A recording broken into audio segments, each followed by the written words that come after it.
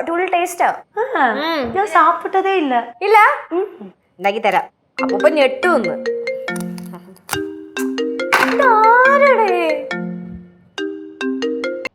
Hello, ആരാ? സതീഷ്? ഏത് സതീഷ്? ആ ചേട്ടാ പറഞ്ഞോ. ആ വാഴക്കാല.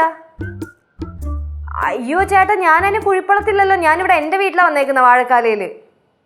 ആ ഇല്ല, അച്ഛനും അമ്മയും ഇവിടെ ഇല്ല, അപ്പൂപ്പനും അമ്മൂമ്മയുണ്ട്. ആണോ? പയ്യനാ?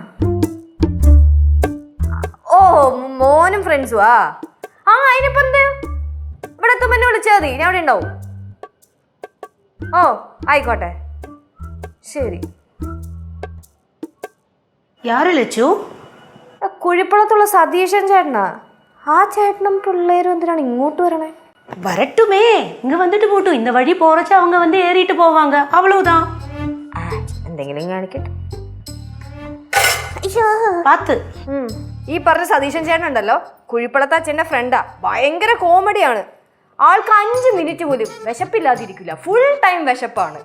അവിടെ വീട്ടിൽ വരുമ്പോൾ തന്നെ പറയും, ലച്ചുവേ കഴിക്കാൻ എന്തെങ്കിലും എടുത്തോന്ന്. അപ്പൊ ഞാൻ അടുക്കളയിലുള്ള എല്ലാ സാധനവും എടുത്തു കൊടുക്കും. அந்த கத்தி வேண்டாம் லட்சு, മൂർച്ചയില്ല, ഇതെടുത്തുക്കോ.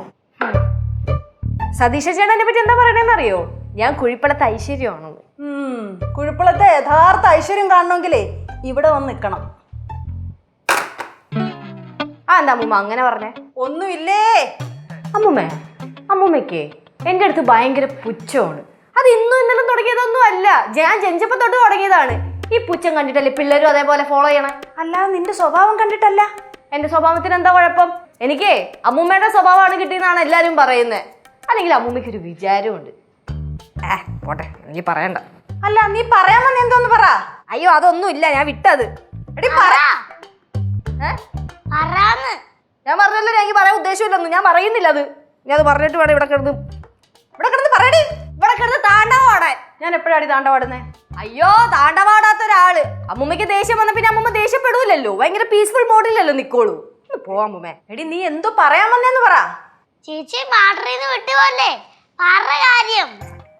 അതൊക്കെ പറഞ്ഞു കഴിഞ്ഞാൽ പിന്നെ അമ്മൂമ്മയുടെ തെറ്റ് ചൂണ്ടിക്കാട്ടി അമ്മൂമ്മയ്ക്ക് വെറുതെ ഈഗോ ഒക്കെ അടിക്കും. വെറുതെ എന്തിനാണ്?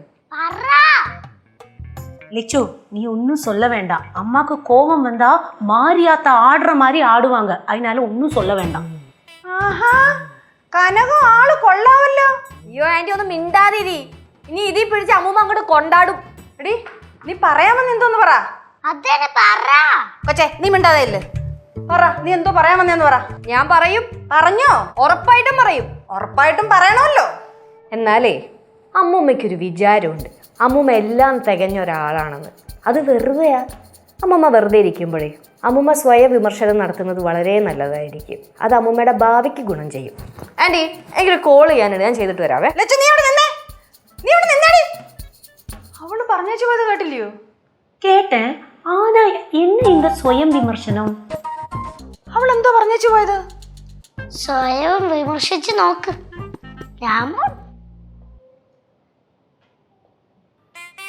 சொல்லுங்கம்மா, என்ன? അതൊന്നുമില്ല. ഒന്നുമില്ലനാ? ഒന്നുമില്ലെന്നാ ഒന്നുമില്ല, ഇത്രേ ഉള്ളൂ.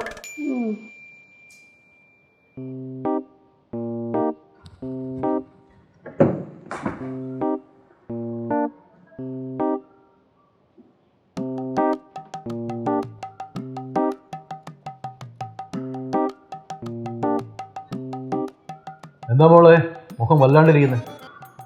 ഒന്നുമില്ല. ആരുടെ ഇങ്ങനെ വഴക്കുണ്ടാക്കിയത്? അതിന് ഞാൻ ആരുടെ അടുത്ത് വഴക്കുണ്ടാക്കാനാ അപ്പൂപ്പ? എല്ലാവരും എൻ്റെ അടുത്ത് വന്നല്ലേ വഴക്കുണ്ടാക്കണേ. അത് തന്നെ അപ്പൂപ്പനും അറിയത്തില്ലേ? അല്ലേ, ഇപ്പോഴെന്താ സംഭവിച്ചത്?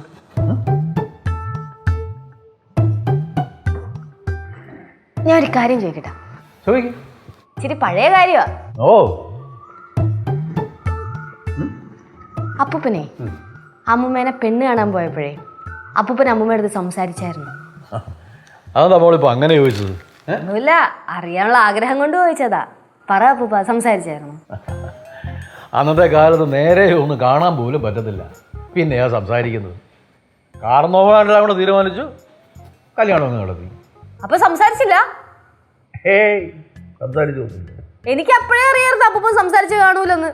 സംസാരിക്കാതെങ്കിൽ ആ നിമിഷം അപ്പൂപ്പൻ തീരുമാനിച്ചേനെ ഈ പെണ്ണിനെ ഞങ്ങൾക്ക് ഒരിക്കലും കിട്ടൂലെന്ന്. ഒരു കണക്കിന് മോള് പറഞ്ഞത് ശരിയാ. കല്യാണം കഴിഞ്ഞ് വന്ന ദിവസം ഉണ്ടല്ലോ, അവൾ ഒരക്ഷരം മിണ്ടിയിട്ടില്ല. അപ്പം ഞാൻ വിചാരിച്ചു ഇവളൊരു പാവം പിടിച്ച പെണ്ണായിരിക്കും. പിറ്റേന്ന് നേരം എടുത്തപ്പോൾ തുടങ്ങിയില്ലയോ ബഹളം. ആ ബഹളം ഉണ്ടല്ലോ ഈ നിമിഷം വരെ നിർത്തിയിട്ടില്ല. എന്തായാലും അപ്പൂപ്പനെ സമ്മതിക്കണം, ഇത്രയും വർഷമായിട്ട് അമ്മൂമ്മേനെ സഹിക്കുന്നതിന്. എടി പൊടി ഈ പറയുന്നത് അവള് കേൾക്കണ്ട കേട്ടോ. ചില സമയത്തുണ്ടല്ലോ എന്തെങ്കിലും തമാശ പറഞ്ഞാൽ പോലും അവക്ക് മനസ്സിലാവത്തില്ല. അടുക്കളയിൽ വെച്ച് അമ്മൂമ്മയായിട്ട് എന്തോ സംസാരം ഉണ്ടായില്ലേ? ഫ്ലവേഴ്സ് സ്മാർട്ട് ഷോ ശനി ഞായർ ദിവസങ്ങളിൽ രാത്രി 9:30 ഫ്ലവേഴ്സിൽ.